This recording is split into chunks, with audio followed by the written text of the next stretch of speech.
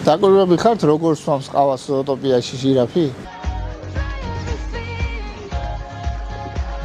ან როგორია საჯარო და კერძო ტრანსპორტი, ქუჩები, ოფისები.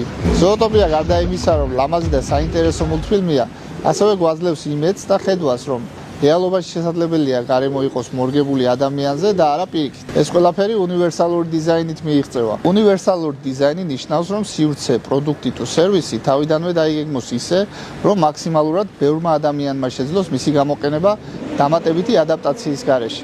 უნივერსალური დიზაინის 7 პრინციპის მიხედვით, დიზაინი ყველასთვის ერთნაირად ხელმისაწვდომი უნდა იყოს. უნდა ერგებოდეს ადამიანის სხვადასხვა შესაძლებლობებსა და ტემპს. უნდა იყოს გასაგები, გამოცდილების, ენის, ცოდნის ან კონცენტრაციის დონის მიხედვით. ინფორმაცია უნდა მოგვაწოდოს სხვადასხვა გზით, ხმით, შეხებით, ვიზუალით. მინიმუმამდე უნდა დაიყვანოს შემთხვევითი ქმედებების უარყოფითი შედეგები. გამოყენება უნდა იყოს კომფორტული და არ უნდა იწვევდეს გადაღლას.